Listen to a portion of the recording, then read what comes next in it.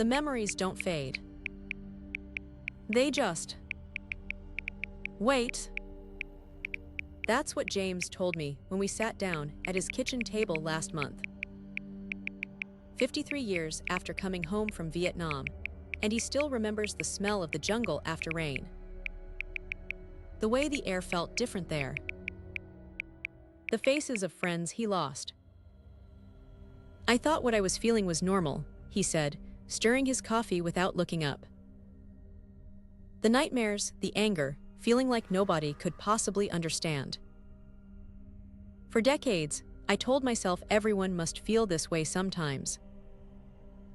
I thought it was just me being weak when I couldn't shake it off, but it wasn't just him. And it wasn't weakness. James enlisted at 19, served 14 months in Vietnam, and came home in 1970 to a country that didn't know what to do with its returning soldiers. There were no welcome home parades for Vietnam vets. No recognition for what they'd endured. We were told to just blend back in, James explains. Get a job, get married, have kids. Act like nothing happened. So that's what I tried to do. He got work at a manufacturing plant in Ohio. Met Susan at a friend's barbecue. They married within a year, had 2 children by 1975. From the outside, James was living the American dream. But inside there was a war still raging. I'd wake up drenched in sweat, heart pounding so hard I thought it might burst through my chest. Susan would try to comfort me, but I couldn't tell her what I was seeing when I closed my eyes. I didn't have the words. And honestly, I didn't want her to know that part of me. This is something we see so often with veterans of that era. The compartmentalization of trauma. The belief that protecting loved ones means hiding your pain from them. And for men who came of age in the 1950s and 60s, showing emotional vulnerability wasn't just uncomfortable. It went against everything they'd been taught about masculinity. Men of my generation, we were raised to be providers and protectors, James says. Talking about feelings wasn't part of the deal. You handled your business, period. For nearly 30 years, James wore what he calls his civilian mask. He went to work every day. Coached his son's little league team. Fixed things around the house. But he was also drinking more than he should. Having explosive outbursts of anger that scared his family. Withdrawing into silence for days. I had this reputation as a guy who could fix anything, he tells me with a sad smile. Broken appliances, car problems, leaky pipes. Bring it to James. But I couldn't fix what was happening in my own head. And that made me feel like a fraud. Depression in older men often manifests differently than what we typically think of as depression.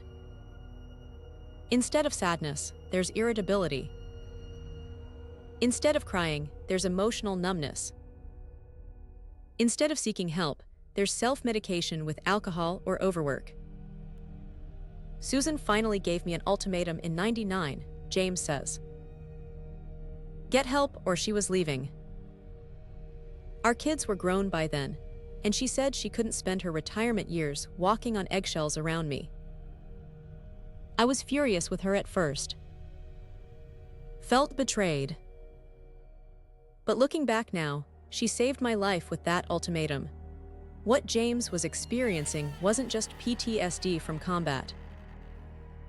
It was major depression that had been allowed to deepen and take root over decades of silence.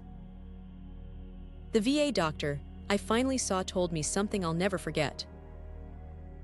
He said, James, depression isn't just feeling sad.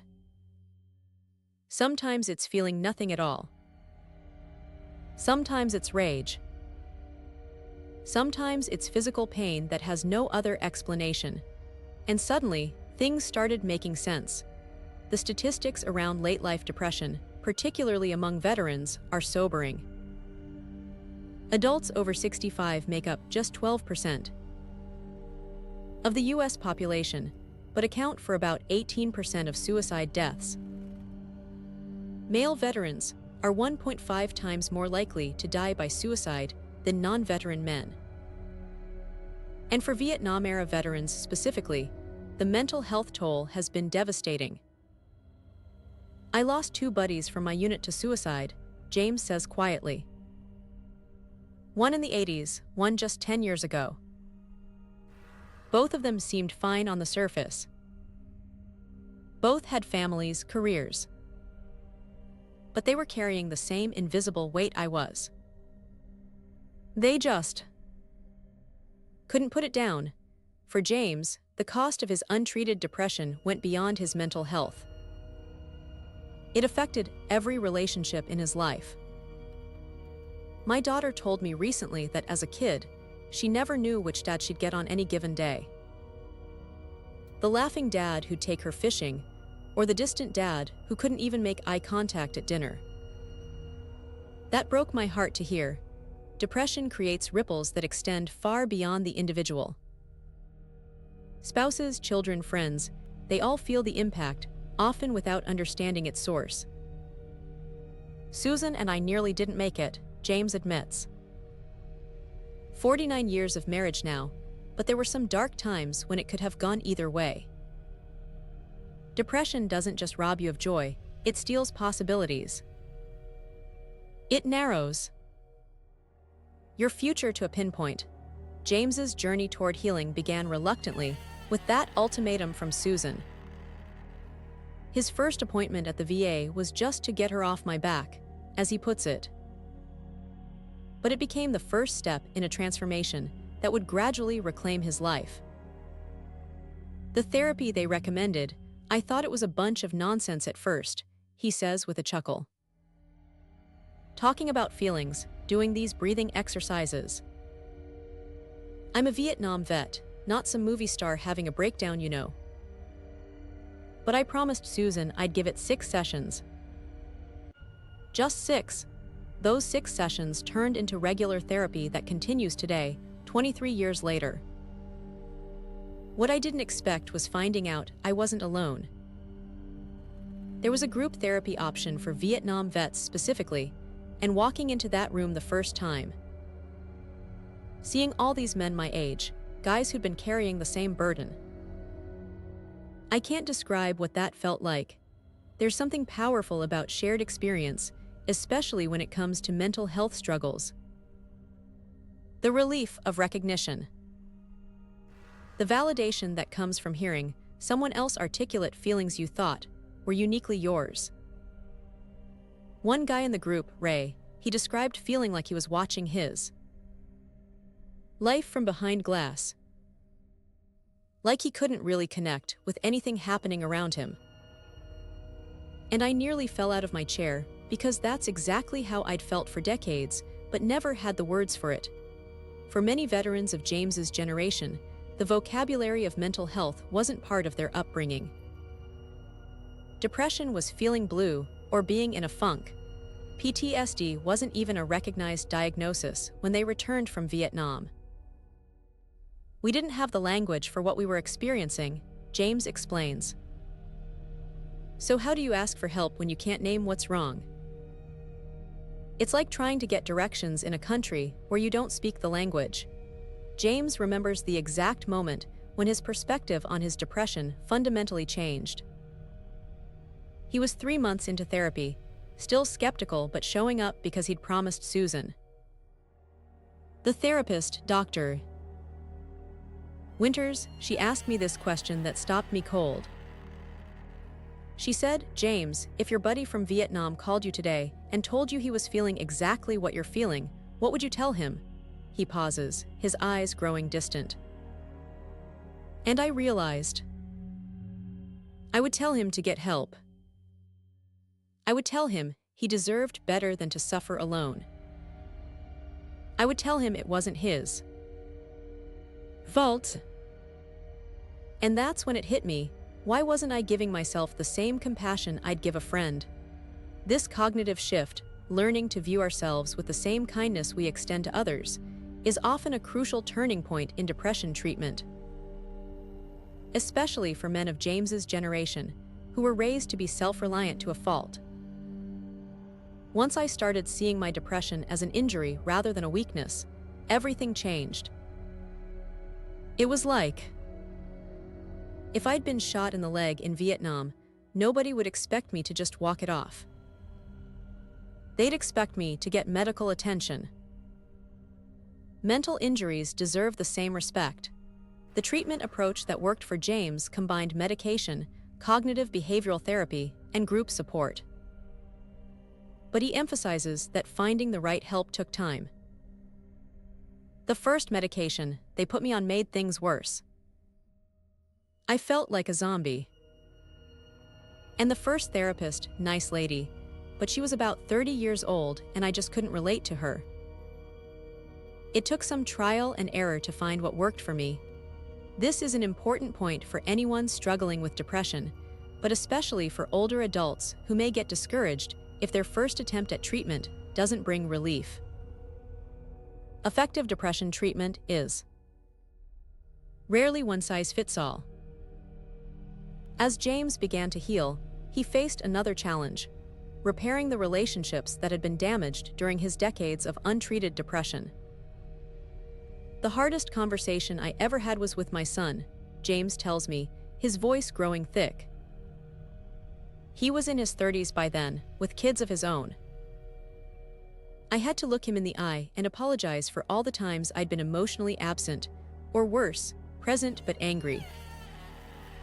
For all the baseball games I attended physically, but wasn't really there for mentally. Rebuilding trust with his family didn't happen overnight. It required consistent effort, transparency, and a willingness to be vulnerable in ways that still didn't come naturally to him. Susan started coming to some therapy sessions with me. That was her idea, not mine, he admits. But it gave us a safe space to talk about things we'd been dancing around for decades. She could tell me how my depression had affected her without worrying I'd shut down or explode. For many couples who have weathered the storm of depression, particularly late-life depression that's gone untreated for years, having these facilitated conversations can be transformative. I remember Susan saying something in one of those joint sessions that just floored me. She said, "James, I've been mourning you while you're still alive," and that hit me like a physical blow. Because she was right. I hadn't really been present, not fully, for most of our marriage. The process of reconnecting with his adult children took a different path. His daughter responded to his efforts with immediate warmth, perhaps because she'd always been the more emotionally expressive of his children. His son was more hesitant. My son and I were cut from the same cloth, James says. Neither of us comfortable with big emotional talks. So we rebuilt our relationship in a different way, working on projects together. Rebuilding a '67 Mustang in my garage. During those hours side by side, the conversations started happening naturally. 10 years into his treatment journey, James made a decision that would add new meaning to his life. He volunteered to speak to younger veterans at the VA about his experiences with depression.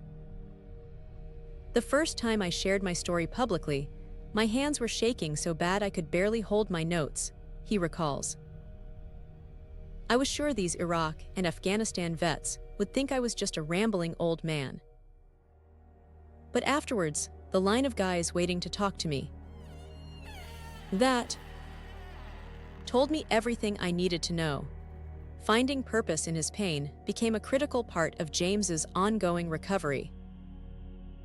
By helping others navigate their own mental health challenges, he was transforming his suffering into something meaningful. There was this one young Marine, couldn't have been more than 25.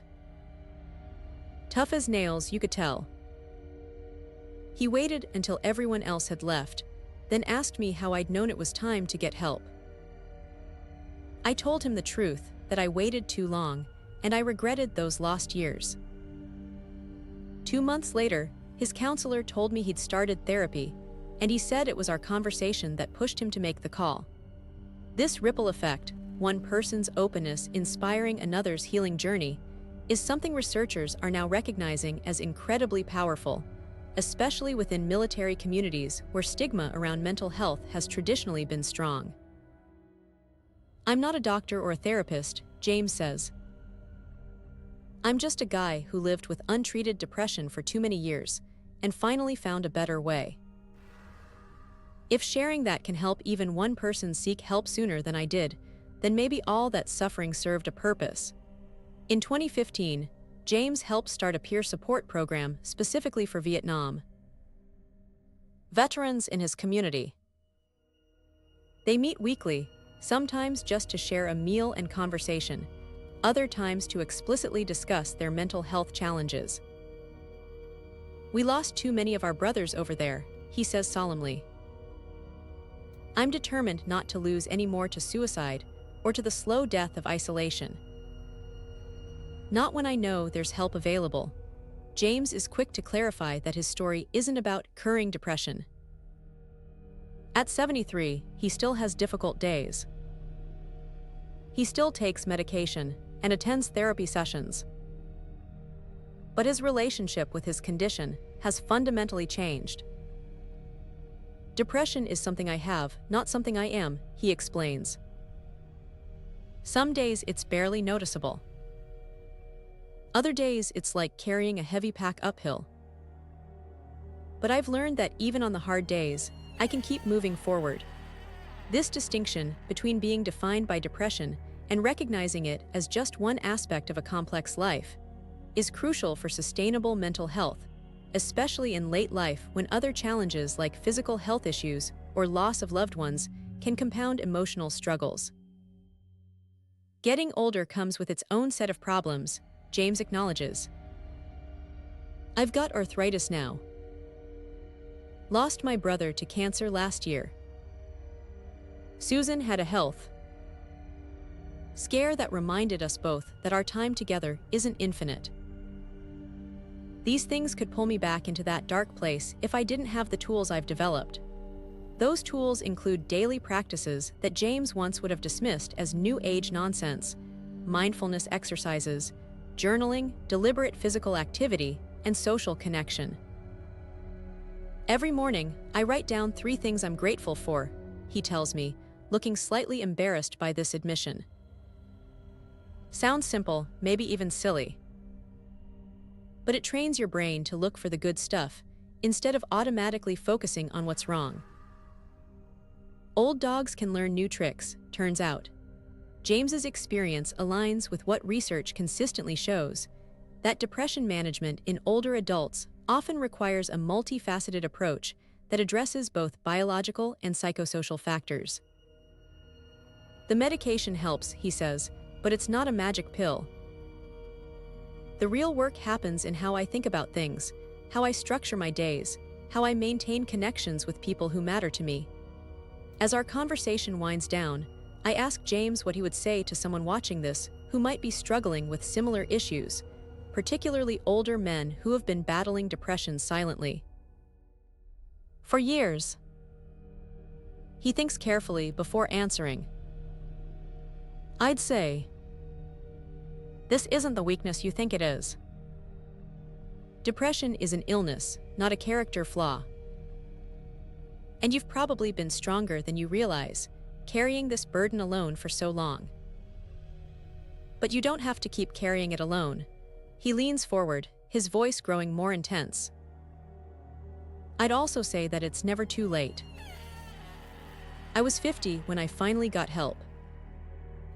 I'd already lived more than half my life by then. But these last 23 years since starting treatment, they've been the best years of my life in many ways. More authentic, more connected, more peaceful."